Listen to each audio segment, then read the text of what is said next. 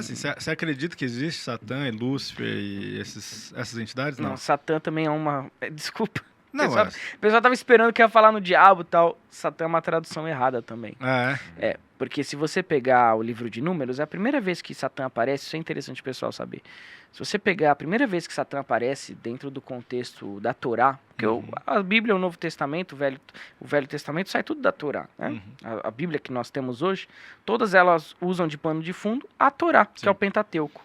Se você pegar nos livros da Torá, você tem o livro de Números. A primeira vez que o nome Satã aparece no livro de Números, capítulo 22, versículo 22, vocês podem pegar agora, quem quiser, vocês vão ver que está escrito Le Satan.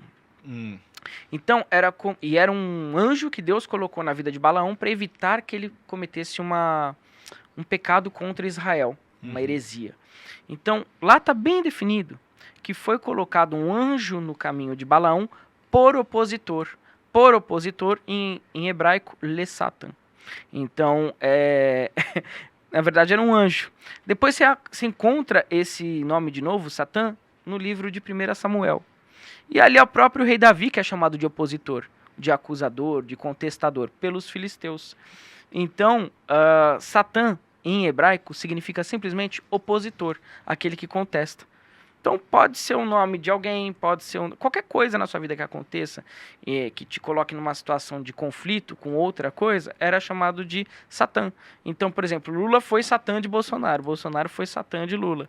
É aquele que se opõe. E aí, depois de muito tempo, depois do exílio dos judeus na Babilônia, muito tempo depois, é que eles voltaram com essa cultura para Israel de bem contra o mal, porque eles aprenderam isso dos Zoroastras.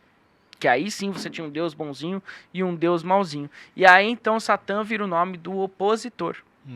Mas no começo de tudo, nunca existiu um diabo. E é por isso que a igreja me detesta. Porque se você tira o diabo, você tira o alicerce da igreja. Entende? As pessoas não estão acostumadas com essa ideia de que você pode ser livre e que você pode tomar suas ações e você vai colher o fruto delas, mas não tem alguém aqui no seu ombrinho, tipo, te incitando, entende? Isso é estranho, que não pode só ser Deus, né? Tem que existir um diabo. Por que não pode ser só... Eu tô dizendo assim, sabe? Por que precisa ter a força antagonista do diabo para sustentar a religião então, cristã, ela não é antagônica, ela é incentivadora. Então, por exemplo, quando Deus lá na Torá coloca o anjo se opondo a Balaão, a primeiro princípio, Balaão interpreta como algo, nossa, por que faz isso comigo? Mas em segunda instância, você vê que aquele anjo que se apresentava como algo ruim no caminho dele, na verdade foi para incentivar ele a ter melhores qualidades, a aprender a vencer seus desafios, a persistir na fé.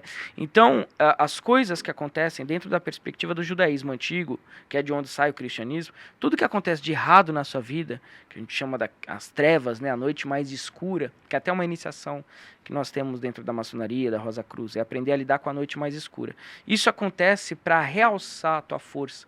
Nietzsche até falava, né, aquilo que não me mata me torna mais forte, né? Então é isso que é esse significado de Satã dentro da perspectiva original. Depois é que criou-se esse conflito de bem contra o mal, mas não faz sentido nenhum teologicamente falando, porque se Deus é infinito, Deus é eterno, Deus ocupa todos o espaço, o tempo e além do tempo e do espaço, não tem uma força rival a ele. Ele, obviamente, se ele é onisciente, onipotente, onipresente, ele tem que ser o todo. O todo não pode ser fragmentado em partes. Mas você acredita em Deus? Eu acredito numa força da vida, uma força que alimenta toda essa construção. Eu acredito numa força primordial, mas ela não é moral, ela não julga, e aí cabe a você saber usar essa força. É bem Star Wars. Sabe Ciência, Star Wars? né? Ciência. Uau! Nossa! Eu tava assistindo um corte aqui, você também tava vendo? Se você quiser ver mais cortes como esse, se inscreve aí no nosso canal de corte, porque senão me disseram aqui que vão sequestrar o Bento Ribeiro. Peraí, eu?